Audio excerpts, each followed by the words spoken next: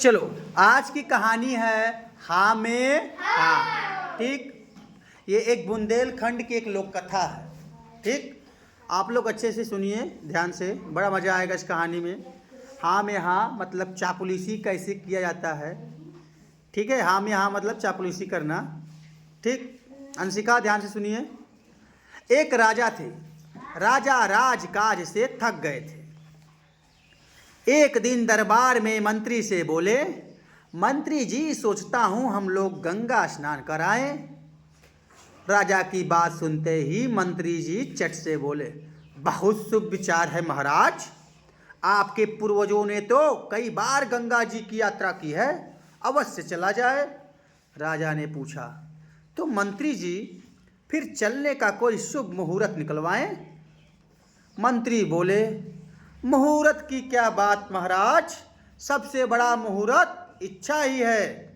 जिस दिन महाराज चलने का विचार करे वही शुभ मुहूर्त है। राजा बोले, सवारी का प्रबंध भी तो होना चाहिए मंत्री जी। मंत्री जी ने जवाब दिया, हाँ महाराज, सवारी तो होनी ही चाहिए। गंगा जी बहुत दूर हैं, परंतु सवारी की आपके यहाँ कमी है क्या? एक से बढ़कर एक सवारियां हैं। फिर राजा ने पूछा, तो मंत्री जी कौन सी सवारी ठीक रहेगी? मंत्री जी फिर बोले, सवारी वही ठीक रहेगी श्रीमान जिसमें आपको सुविधा हो, जिसमें श्रीमान जी को सुविधा हो। राजा बोले, मंत्री जी हाथी कैसा रहेगा? मंत्री जी बोले, उत्तम महाराज, हाथी जैसी सवारी, वाह क्या कहना, आनंद से चले जा रहे हैं, जहां ठहरना चाहे ठहर सकते हैं, जब चलना है चलें। आगे पीछे नौकर, राजाओं की सवारी तो हाथी ही है।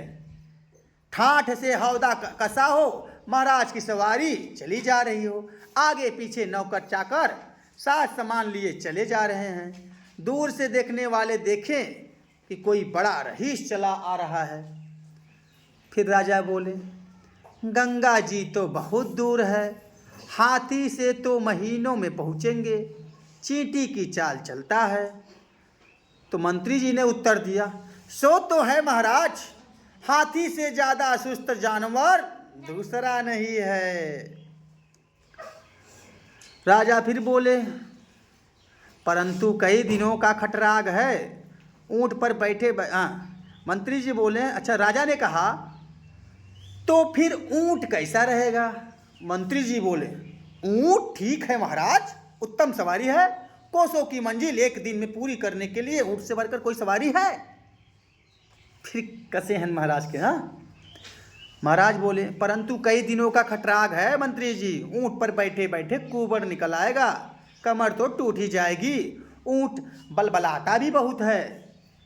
तो फिर मंत्री जी बोले, अरे छोड़िए महाराज ऊंट को, कमर दुखने की बात तो है ही, आपका पेट भी हिल जाएगा ऊंट पे बैठते हैं। ऊंट भी कोई सवारी है, ऊंट और गधे में अधिक अंतर नहीं है। फिर राजा ने कहा, मेरी समझ से घोड़ा ठीक रहेगा।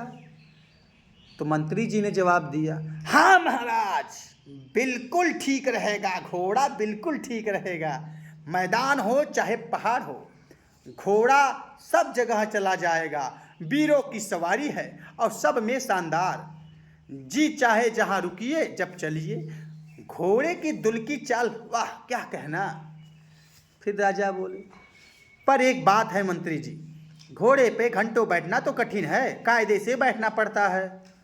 मंत्री जी फिर बोले, सो तो है ही महाराज, काठी और काठ को एक समान समझिए, धूप अलग से लगे, पानी से भी बचाव नहीं, मनमौजी जानवर है, जाने कब किस खाई खद्दक में पटक दे। राजा ने पूछा, अच्छा मंत्री जी, पालकी कैसी रहेगी? पालकी मतलब डोली।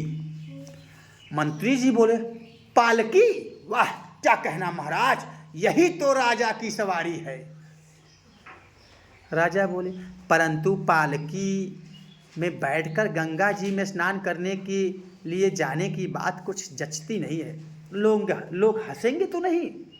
मंत्री जी ने कहा, हंसने की बात तो है ही महाराज, पालकी पे लदकर चलना तो जीते जी ही मुर्दों की तरह जाने के बराबर है। फिर राजा ने कहा, तब तो कोई सवारी ठीक ही नहीं बैठती, तो फिर मंत्री जी गंगा स्नान के लिए जाने की बात रहने ही दें। मंत्री जी तुरंत बोले, उत्तम विचार है महाराज, घर में ही सब आनंद है। कहा भी गया है, मन चंगा तो कठौती में गंगा। राजा ने कहा, हाँ तो फिर यही तय है, कौन इस यात्रा के पछड़े में पड़े। और फिर राजा ने गंगा यात्रा का विचार त्याग दिया। इसे ही कहते हैं झूठ मूठ में हाँ में हाँ मिलाना। बच्चों, इस आदत से तुम लोग बचना। अब आप लोगों ने सुना, मंत्री जी सिर्फ हाँ में हाँ मिला रहे थे। राजा कहे ये ठीक रहेगा तो बोलते थे ये ठीक रहेगा, राजा कहते नहीं ये नहीं ठीक है तो बोलते थे ये नहीं ठीक है। केवल चापलूसी। कहानी समझ में आई कि नहीं? बस हाँ में हाँ मिला रहे हैं।